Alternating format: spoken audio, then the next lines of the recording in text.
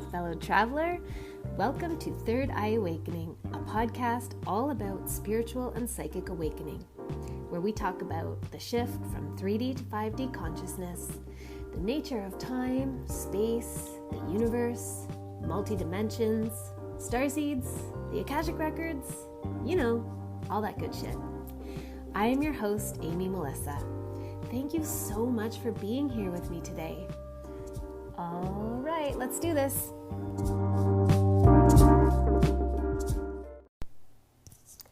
Hi, friends. Well, it has been a freaking number of weeks, hasn't it, since my last episode. And for that, I'm sorry.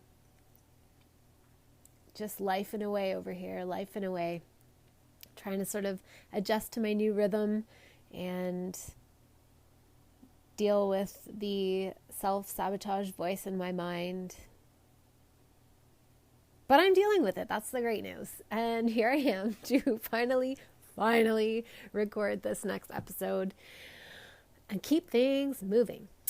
I would like to give a humongous, tremendous, heartfelt thank you to Emily, Jocelyn, and Camilo for reaching out to me all this past week, which was a bit of a doozy of a week also, all separately to let me know that they've been listening to my podcast, and I cannot possibly thank the three of you enough and tell you how much it means to me to know that actual real live people are listening. I mean, I kind of know that real live people are listening on the occasions when I look at the analytics that tell me who's listening and where they are from. Then, I'm aware that those are real people, but it's such a different experience to have an interaction with a human being, even if it's through social media. But it's like you're real, and I see your profile picture and we have a conversation, and I'm like, oh, wow. People are listening. This is not just a vanity project. Anyway, it really helped to strengthen my resolve and sort of bring my focus back so that I could get around to recording this episode. So truly thank you three, Emily, Jocelyn, and Camilo, so very much. So very much. Okay, well, Happy New Year, everyone. Here we are, 2020, very exciting. I've been doing a lot of year ahead tarot and Akashic readings this month for people, just sort of to get an overview of what kind of energies this year is going to bring them. And I've got to say that, everybody who I have read for is going to be having a big year, according to the tarot cards and the Akashic Records. It's not just oh yeah, it's a new decade, new year, blah, blah, blah, New Year's resolutions. It's for real. The universe is delivering some big stuff to people. It's been very exciting. So how is your 2020 treating all of you? I hope so far it's going well, but life makes no promises, and I am acutely aware of that. But yeah, I hope that for everybody listening, the beginning of 2020 is feeling full of promise and hope, and you can feel all the major energies that are just, waiting in your year and your decade to totally transform you, and surrender to it. Let the transformation happen. Easier said than done. I work on these things too, just so you know. I don't want to give anybody the impression that I am above being human, because I am not. I'm definitely a human being going through my own little human struggles and dramas. It's beautiful though, isn't it? I think it is. Anyway, enough preamble. I'm going to get to my story. I left you on the cliffhanger of being on the verge of questionable preterm labor. And I'm going to preface this next chapter of this story by saying that as I tell this, it might sound like it might, or it might not. I don't know. I'm a pretty diplomatic person, but it might sound like I am being really harshly critical of the different healthcare providers that I came into contact with, the different doctors and nurses and whatever. But I'm truly not. I mean, there was one guy who is not my favorite person, but it was a small interaction. It was just annoying, and I haven't quite gotten over it yet. But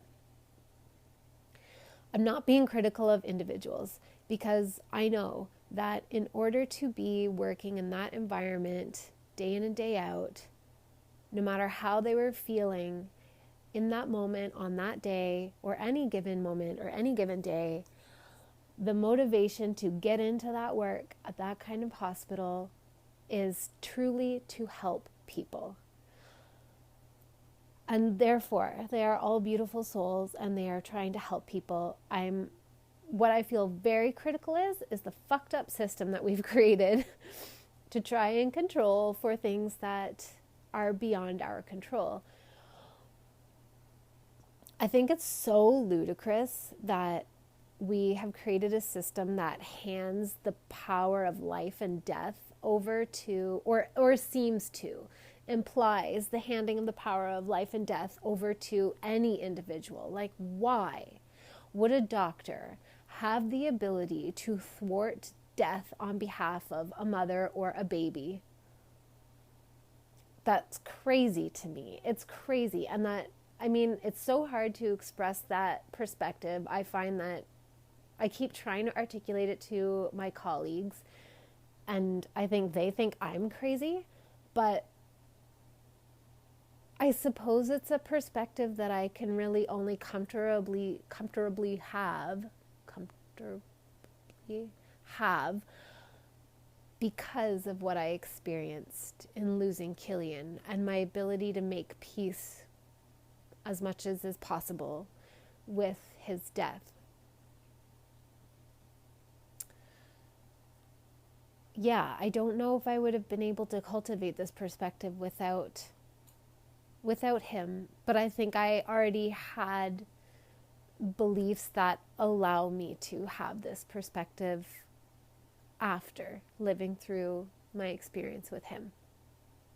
So, anyway, that's all to say that I think our system is absurd and does oftentimes more damage than it does good. But whatever, that's probably for a different podcast episode. I'm just going to get into it. Just bear with me, friends. All right. So where I left you off was I had that day of a lot of visitors. I had kind of settled in. I'd hunkered in, had my spot at the hospital, had all my things. And I was just cultivating my optimism, but, also like in a balanced way.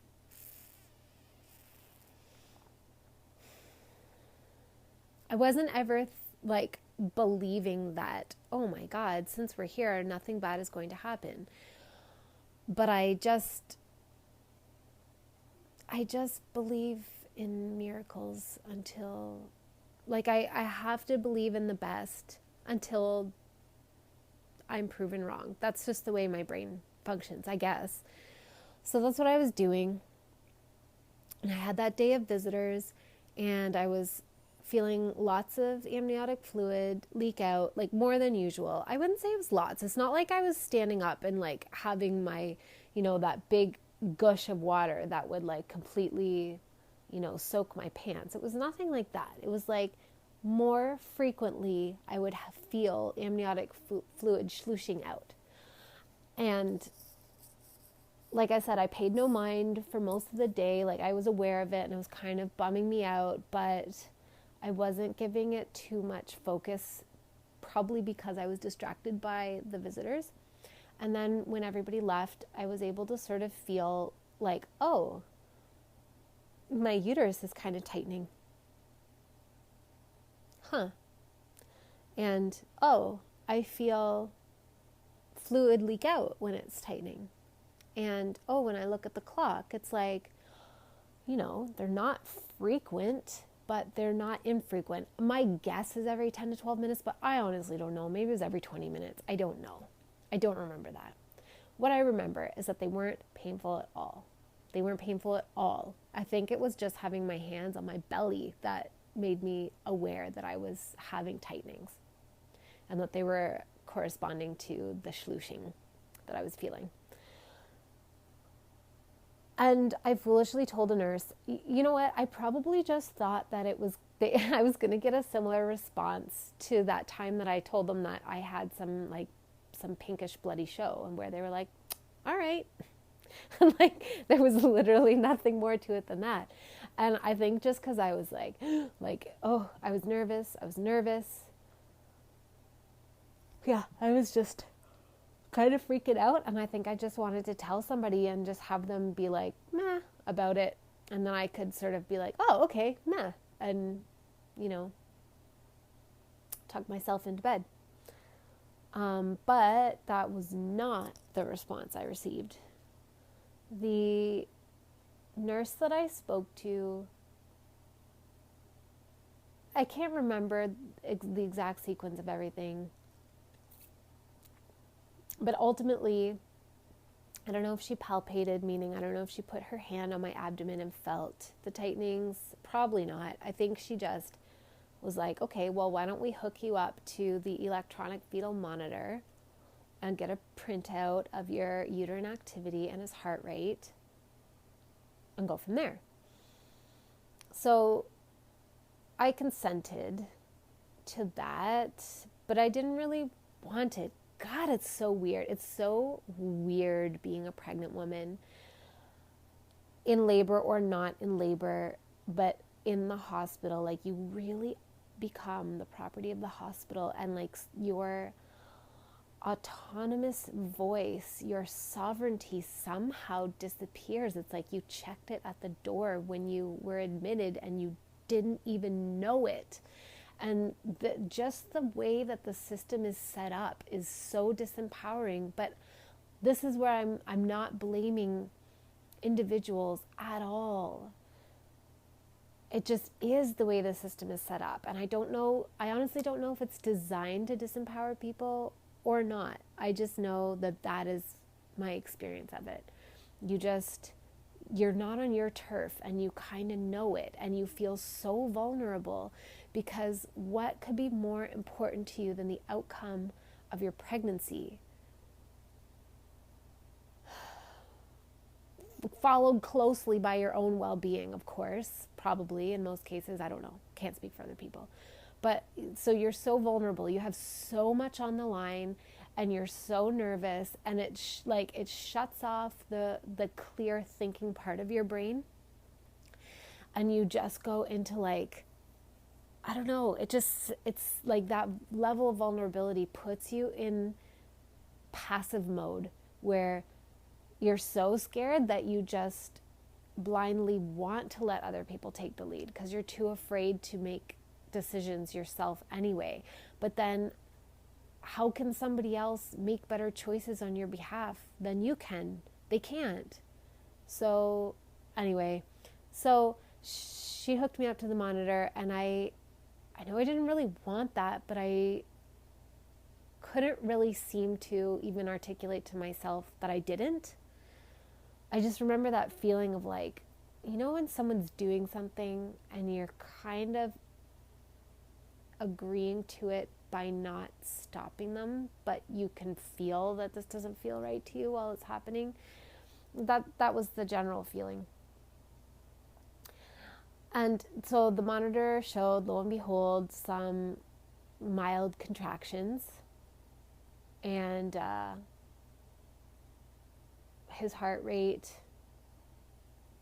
was normal, and mine was through the fucking roof. It was like 125, 130. I was so afraid. I had so much adrenaline. Like, I felt so afraid because I had let somebody know. Like, I was already afraid because I was like, oh my God, I'm having contractions. What's happening? This hasn't happened before.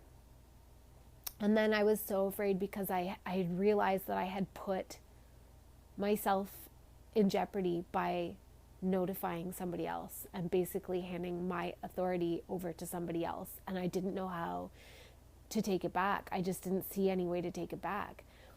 I couldn't hide the contractions.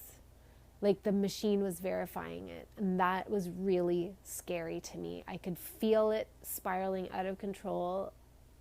And it was just causing me to go into a state of panic, which probably increased my contractions. So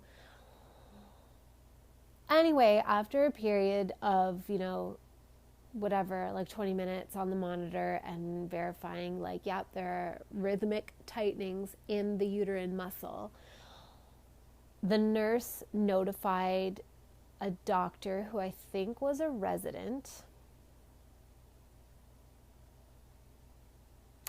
who came in to talk to me, who I had never met before, of course, because of course, and came in to talk to me about the situation. And she told me that she was going to have to check my cervix. And I did say, no, you're not checking my cervix. I do not give you permission. I do not consent to this. My thought was, I'm not in labor. I'm not having this baby today. He belongs in my womb. That's where he's staying. I just need you to help me calm down. That's what I need, is for you to help me calm down.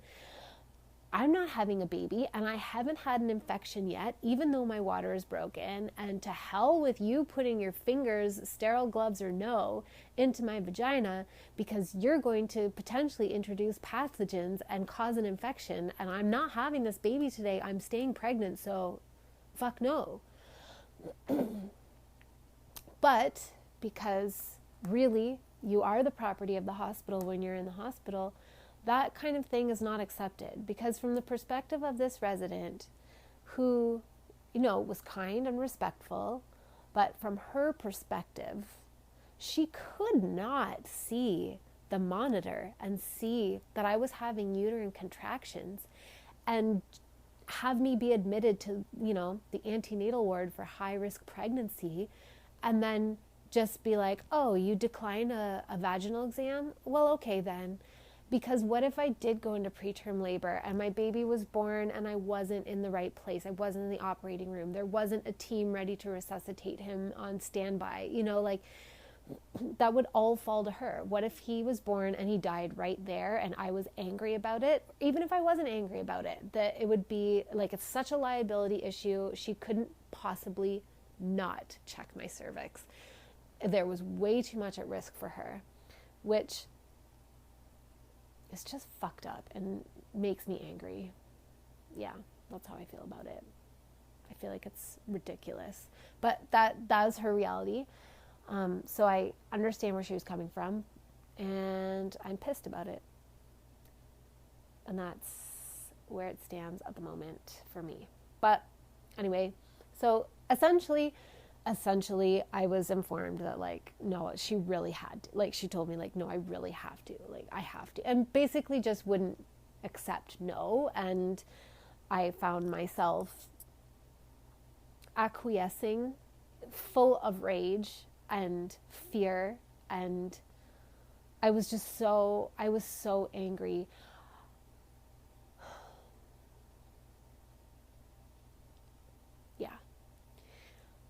And she found that my cervix was long and hard and closed, maybe 1 centimeter dilated. In short, it's a multipsos, meaning I had passed a baby through my cervix before, so it would never be as totally closed as it was before I'd ever had a baby. But it certainly wasn't open. It certainly did not seem like a cervix that was experiencing active labor. However, for precautionary reasons, they advised me that they would be transferring me to the labor and delivery unit, which was just across the ward, down the hall. And I just felt so fucking powerless watching this all spin out of control. I felt so betrayed and so infuriated. And yet, of course, of course, there was a part of me that was afraid that I was wrong in my assessment of the situation.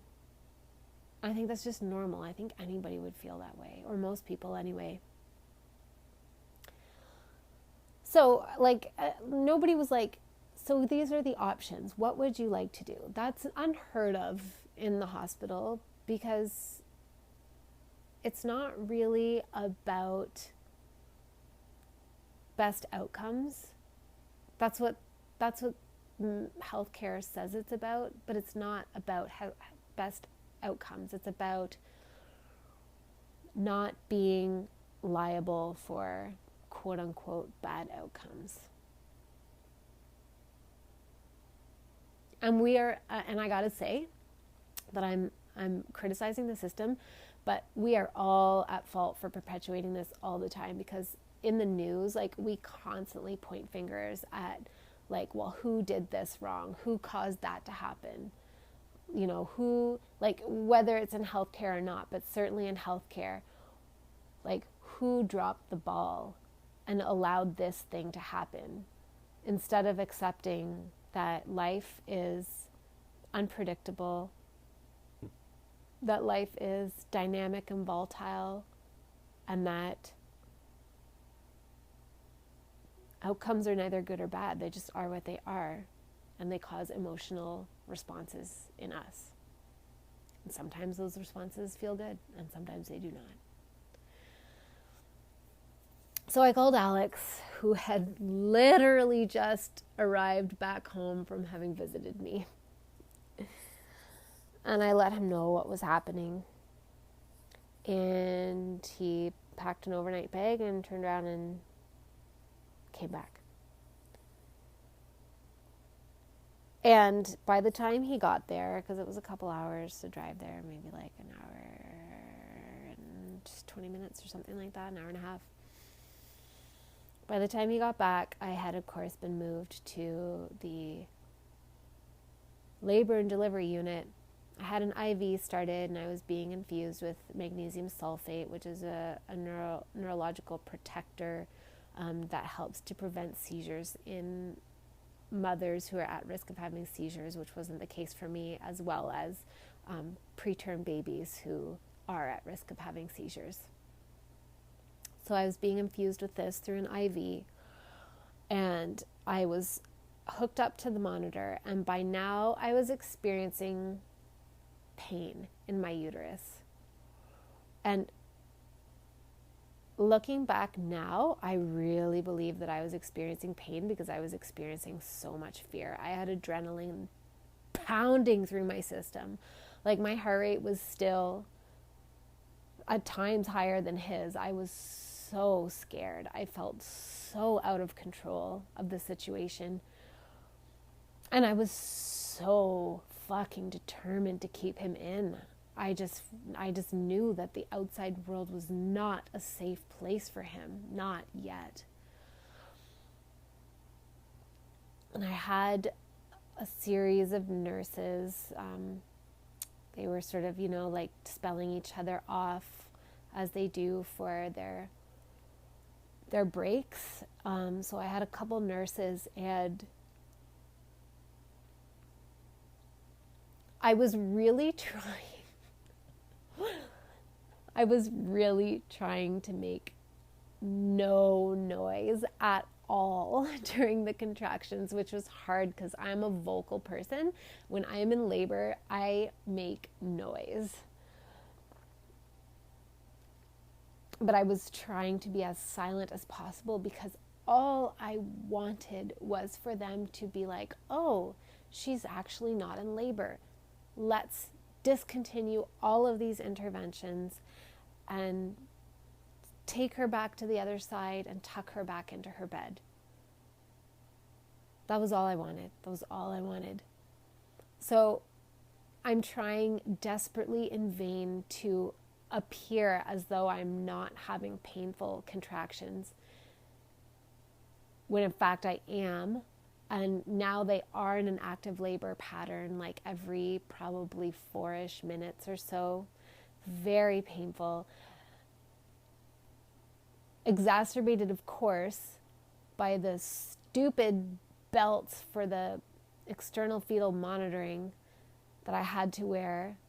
And I always feel my labor in my back. I get back labor regardless of the position of my babies. So it was just painful. It was painful. And I remember the one nurse I had, she wasn't buying it. She wasn't buying it. And it was so frustrating. I mean, obviously she wasn't buying it because she could see the contractions on the screen being picked up by the monitor. And I think I probably asked if they could just let me go. And I knew they couldn't. I knew they wouldn't. Yeah, couldn't/wouldn't, both. And at some point, Alex arrived, and it was so overwhelming for him. And it was, like the middle of the night. Like I labored through the night, air quotes labored. And I remember, the super frustrating thing is that he's a massage therapist and he has amazing magical healing touch. And I couldn't even benefit from that because I had the monitors on, and he just couldn't get at my back because I had to sit in such a way that the monitor would keep picking up on his heart rate. And anyway, it was just sucks. Our system sucks. So I kind of, when I realized that they weren't buying it, they totally weren't buying that I wasn't in labor, or that I wasn't feeling any pain, that the contractions weren't getting more intense, I sort of decided that I didn't think I could do this without any pain medication, because I didn't even know if Cillian was going to be born alive. And I was so afraid of the effect that all these contractions were having on him, that he was being squashed all the time. And yeah. So I accepted a shot of morphine. They probably had to do another freaking vaginal exam to confirm that I wasn't even more dilated before giving me the morphine, and I hadn't dilated at all. So they gave me the morphine, and then 4 hours later they gave me another dose of morphine. And I remember saying, I remember looking at the clock with every contraction and still trying to be quiet. And Alex is sleeping, and I'm letting him sleep because I don't know what he can even do for me anyways. And I'm watching the clock, and I'm saying to myself, you can do this. And I'm watching the second hand go around the clock and just being okay, it's almost over. And I tried to trick the nurse, and I said to her that I was really glad the contractions were only lasting 30 seconds. Meaning aha, I'm not in active labor. Let me go. And she was this is a new nurse by now, the daytime nurse. And she was oh, I'm really glad to hear that you're only feeling them 30 seconds long, because that tells me the morphine is working. And I was just oh! I don't think the morphine worked at all, because it was all fear. I was so afraid. I had so much tension in my body. Anyway, so after 2 shots of morphine, I'm being up all night and just burning through all of my adrenaline. I got, of course, to a point where I was so tired and so drugged and so just chemically exhausted that, I could barely hold a conversation and was slurring my words like crazy. And I had lost all my resolve, and I was vocalizing during my contractions, and I was in so much pain. And I remember a group of residents coming in, and that on its own was infuriating. And I don't know, I guess the one resident was allowed to be in charge, or maybe it was like medical students and he was the resident and he was like, you know, in charge of them or something. I don't know. But he was like, oh, I have to do a vaginal exam. And I was like, oh my God, fuck off with the vaginal exams. I'm not in labor. Just leave me alone. And I said that I needed to go pee first, because I did have a full bladder. I was having all this IV fluid infused into me, and I was like, I need to go pee. And he's the one who's not my favorite. He was like, well, I can't let you do that because you could, or I can't let you do that before you have a vaginal exam because you could be fully dilated and you could have your baby in the toilet. And I was like, I know what's going on in my body and I am not fully dilated. I need to go pee. And he just wouldn't. He was like, well, I can catheterize you then. And he was so, again, you know, I'm pissed at him because I'm pissed at the whole situation. And I understand that he is just a product of the system that we have. And it's so belittling and it's so just infuriatingly, it's like, I don't know, just the idea that some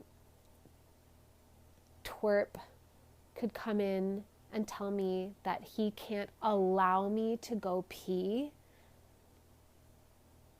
because I might not know what's going on in my own body and he has authority over me is so frustrating.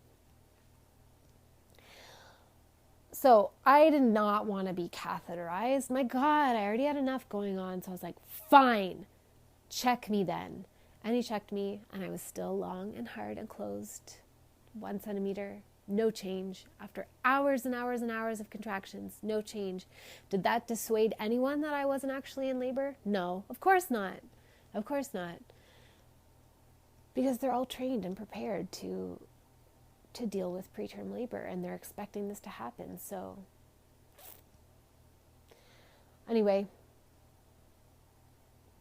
so that was just very insulting and frustrating. And then after that, there was an obstetrician who came in to basically tell me that my choices, because I wasn't progressing, here's the insanity. Here's the insanity to me. It was assumed that I was in active labor. I was classified as being in active labor. And even, I think at that point, part of me believed that I was in active labor because of my contraction pattern, because they were painful. They were lasting about 45 to 60 seconds. And I don't know, they were strong or something. But I had never dilated at all.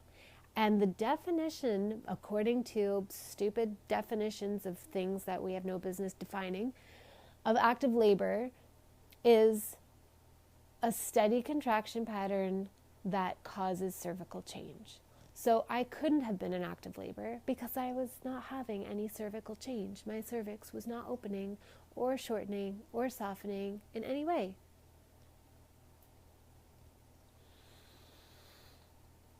So this one OB, again, totally new person that I had never met before. Everybody was constantly, all of them were unfamiliar, constant rotation of strangers. I never saw anybody twice. It was all different people. A new OB came in to talk to me about how I'm not progressing.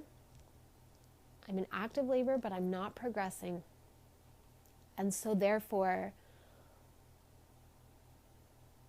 I need to decide if I'm going to carry on with this for God knows how long, or if I'm going to allow them to deliver my baby via C-section. And because he was breech, the best chances for the survival and well-being of my baby, although of course no guarantees at all whatsoever, was a C-section.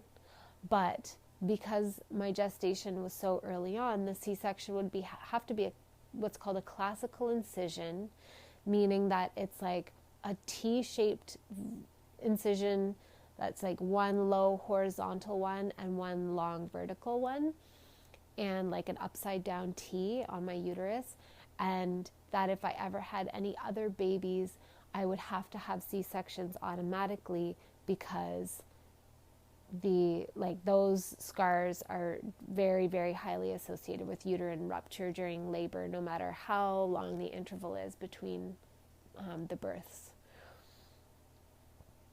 So that was a really, really big thing for me to have to contend with and wrap my mind around, and a big decision to try and make with, like, you know, a burnt out adrenaline supply and 2 shots of morphine on board and no sleep and terror. It was just another huge, overwhelming thing to add to it, because I mean, I was studying to be a midwife because I believe in home birth. I believe in vaginal birth. I'd had a home birth and it was the best fucking experience I had ever had. And I wanted to experience that again with all of my being. So to hear that I had to choose between my own ability to have the potential of that experience again versus the most probable well-being of my baby, and know that I would never have that experience again, I can't even articulate it. It deeply upsets me to even talk about it, and this is nobody's fault. It just upsets me. It upsets me so much. It just sucked to be there, and I forget. I mean, like, I have to carry on with my life, and so I don't perseverate over this stuff all the time. And talking about it again makes me remember how awful it was to be presented with that set of options. I could barely decide. So he gave us an article about the outcomes for babies born at 26 weeks. And his view as the obstetrician, because obstetricians don't, like, once the baby is on the outside, they have nothing to do with it. I think I already said that in a different episode. They have nothing to do with the baby. Their role is the management of the pregnant woman, and the fetus is like an extension of her in a way. So his perspective from his specialty was that I should have a vaginal birth. But that I needed to understand that the likelihood of survival for my baby was pretty shitty, basically.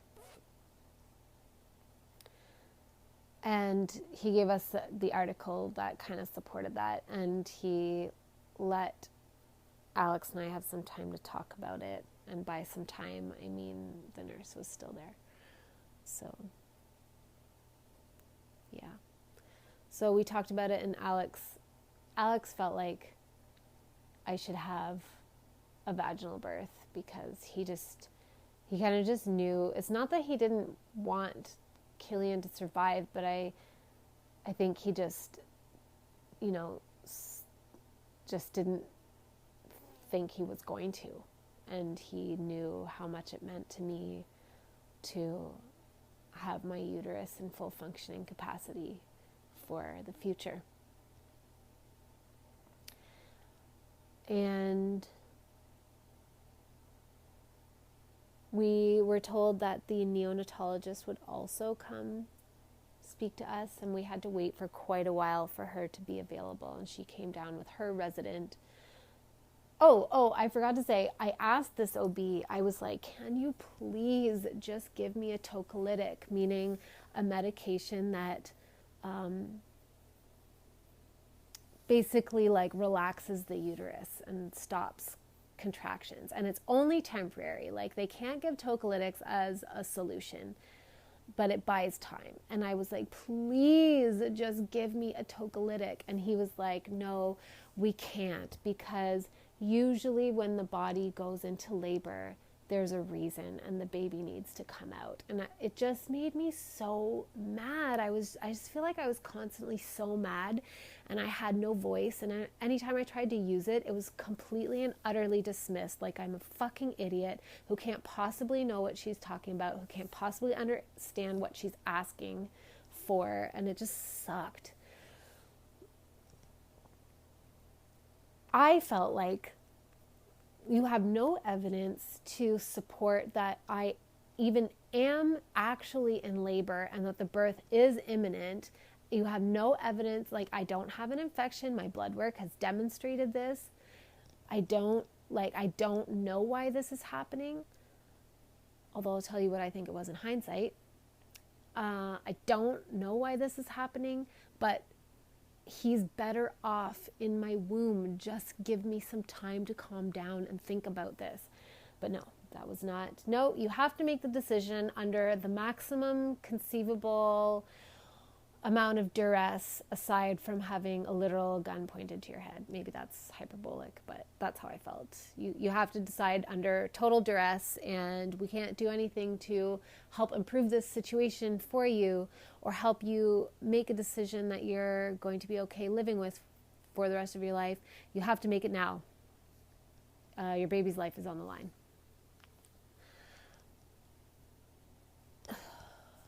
And so we waited, and then the neonatologist came down. Again, it was a totally different one. And she was much more optimistic about the potential outcome for our baby. And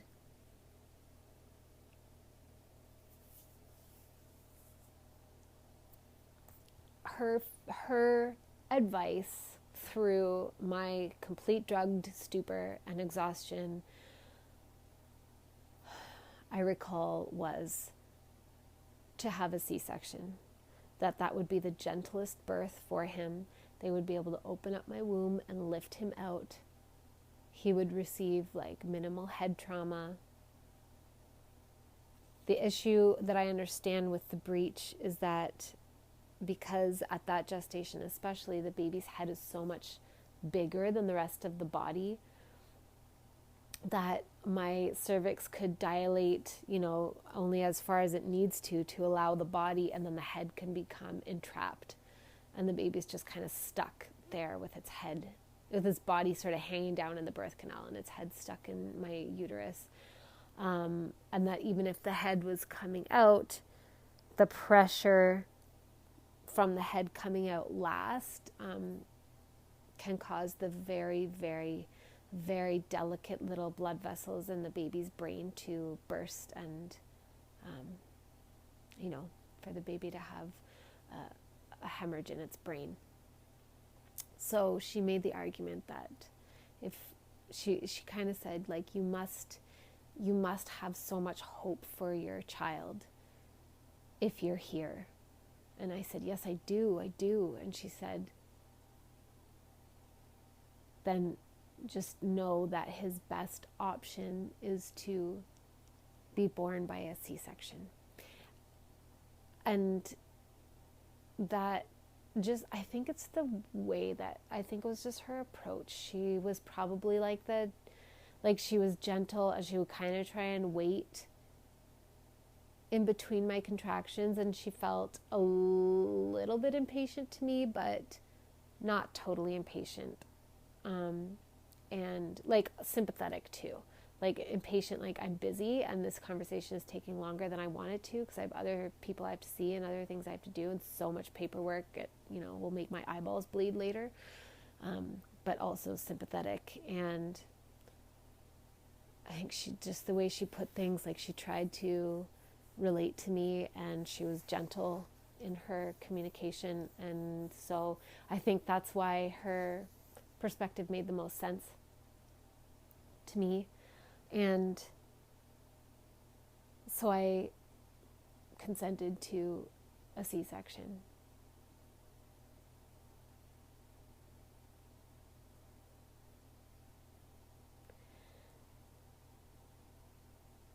And so, in order to have a C-section, so then, it was a flurry of activity and all that stuff. And in order to have a C-section, you obviously need some pretty hefty pain relief on board. I didn't have an epidural because I didn't want one. So the next step was, or the next available option was a spinal. And when I consented to the C-section, it's like everything in me just shattered, and I accepted that he was coming, and he was coming soon, and he was going to be on the outside, and that I guess I just, in a way, I surrendered to it in a way that did feel a little bit freeing, but didn't feel like the empowered form of surrender that I've experienced in other situations. And I totally disassociated. I remember texting some people and letting them know that he was going to be born, that I had been in labor all night and I was going to be having a C-section. And looking in the mirror, like my little personal, I asked Alex to hand me my makeup bag, and I kind of looked in the mirror and tried to make myself look semi-presentable without actually doing any makeup, like maybe put some powder on or something, and being like, that's the face of someone who's been like more terrified than she's ever known all night long and didn't sleep and is broken. And I also remember being like, once I accepted that this was going to be happening, it just, like, the pain went from, I don't know, 7 out of 10 to like 12 out of 10. Like, it just, every contraction felt like unbearable agony. And like I couldn't handle anymore. I was at my maximum threshold of what I could deal with. And being like, having the anesthetist come in and tell me that he was going to be doing the spinal and giving me the spiel and the blah, blah, blah, blah, blah. I was just like, hey, let's fucking go then. and we went to the OR, and Alex had to stay, outside of the room while they were putting the spinal in and getting me ready, because that's the procedure. And they would let him in when it was going to happen. And he put the spinal in, and it was so hard to sit through the procedure. It was so hard. The pain was unfucking real. And the nurse who was with me, I kept thanking her, even though she really wasn't helping me at all. But I just wanted her to say something kind back to me. Like I was saying, like, thank you for being patient with me. And I just wanted her to say something like, you're doing a good job. And I mean, I can't imagine, I know how I feel after being a fully registered midwife for 1 year. And I am so burnt out. There aren't even words for it. Mind you, it's like this compounded, and having a new baby compounded. But I can't imagine. I don't know who she is or what she's been through. I don't even remember her name. I remember what she looked like. She had brown eyes and blonde hair and dirty blonde hair and purple eyeliner. I don't know anything about her. I don't know why she couldn't give me more at the time, but I can imagine that working there, you get burnt out so fast and you just don't really have much left to give. But yeah, I just wanted somebody to be nice to me. I just wanted somebody to understand how awful it was for me, how awful and scary, and how defeated I felt, and how, I don't know, betrayed by everything I felt. But she didn't, but she was there. She wasn't mean anyway. She just kind of was distant. And he gave me the spinal, and it didn't really work very well right away, so we had to top up the dose. And it finally started to work, and I was so relieved to not be in that pain anymore. And at that point, I disassociated completely. Like, I was just a numb observer of my situation. I didn't have any emotion at the time. I was just watching a movie. And they laid me down on the table, and they told Alex that if he needed to go to the bathroom, this was his chance. So he went to the bathroom, and they laid me down on the table, and the nurse started to prepare me to put the catheter in, because when you have a spinal, you can't feel your body from, the chest down. So you can't control your bladder. So you need to have a catheter put in place. And she was putting the catheter in, and she noticed some meconium at the entry of my vagina. And meconium is the baby's poop. Like, it's not really poop because they haven't eaten anything, but it's the stuff that is in their bowels before they're born. It's sterile. It doesn't have a smell, but it's kind of a black tarry substance. And she noticed some there, like just at the outside of my vagina, and she kind of whispered to the doctor, a whole different OB. Imagine that, a whole fucking different OB that I had never met. She mentioned to that doctor that maybe she should do a vaginal exam. And thankfully the doctor listened, and she put her hands in my vagina, and she felt Cillian, and she said to me, I don't even think she used my name, because I was just, another body of a pregnant woman having some experience. And she said, your baby is right there. I need you to give me a big push. And trying to push when you are numb is like, anyway. So I gave my best push. I guess it worked because he was born. He was born through my birth canal. Mercifully, I think it was him saving my uterus, because he knew how important it was to me.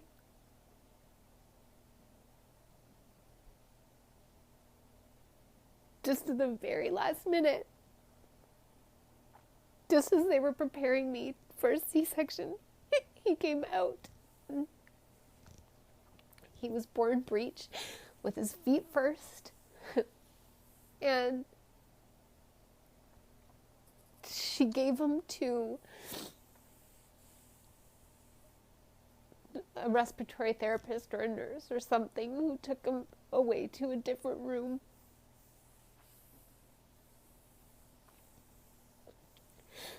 And I asked if he was alive, and she said she didn't know, but that, or I think I said, is he okay? And she said she didn't know, but he looked like he was moving.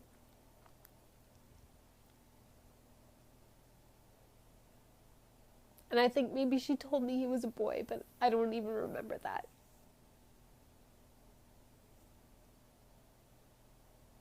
And Alex came in and found out that he'd missed the birth of his first child.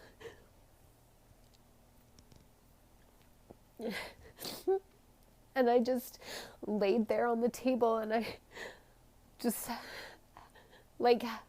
I don't know, I just had to accept that I didn't know if he was alive or if he was dead. I didn't know anything. And I just was completely disassociated and checked out, and the placenta was kind of extra adhered because I guess that's what happens when you have a prolonged period of time where your water's broken. And so she had to sort of basically use an instrument to scrape out the remnants of the placenta from my uterus. And she was using a bedside ultrasound to guide her. And I just remember watching the screen and being like, that's my uterus on the screen. But I couldn't feel it because I had the spinal, and just being so disassociated. And I think Alex was too. It was just so awful and so surreal and just very, I don't know. I don't even know how to describe it. It just was really hard to live through.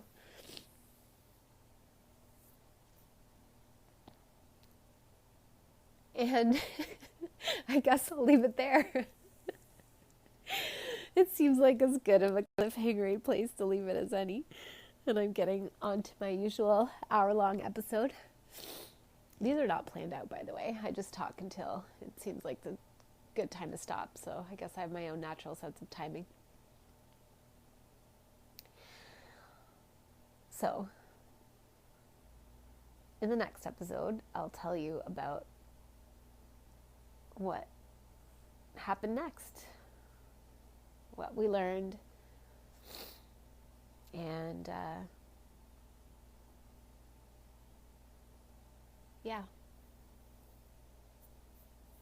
what it was like to meet Cillian, because obviously I guess it's no secret that he was alive. Otherwise, I wouldn't have talked about the life and death of my son. So, we met Cillian. I'll give you that much information. I'll share it in greater, richer, more beautiful detail in the next episode.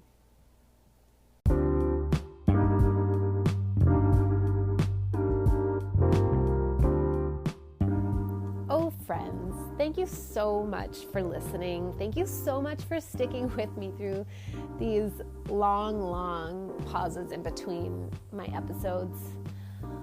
I feel a renewed sense of excitement about continuing with this podcast. Not that I had ever planned to discontinue it, but I just got distracted by lifing. And I'm very excited to sort of keep up the momentum and continue sharing with you.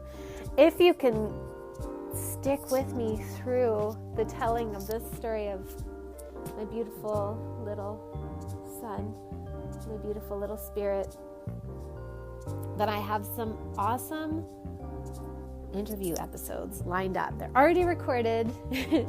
I just have to get through this story, and I'll start sharing some interviews from other beautiful souls who share their unique experience of spiritual awakening.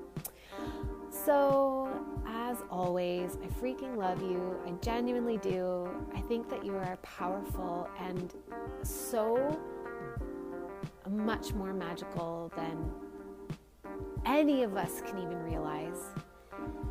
I think that you are needed here and you are wanted here. You are so important. I hope you have a beautiful day or night, wherever you are, whatever you're doing as you listen to this. And I hope you feel your magic and feel the magic of life and the universe interacting all together. If you enjoyed this episode and you think somebody else you know would enjoy it, then please share it. If you enjoyed it and you want to let me know that you were listening, it would just literally make my day, my week, my month. I don't even know. It would just fill my heart with so much happiness. So you can do that in a number of ways. You can reach out to me on Facebook. I am Amy Melissa. And I have a Facebook group called Soul Space, which you are so welcome to join, where I talk a lot about magic and manifestation and a bunch of other cool things. And you can reach out to me on Instagram. I am at thenorthstar.love. You can tag me on social media. All the things. I would love to hear from you so much, but most of all, it just makes me really happy to know that the people who are listening are actual real people, and I hope this podcast somehow enriches your life. Till the next episode, my friends, take care.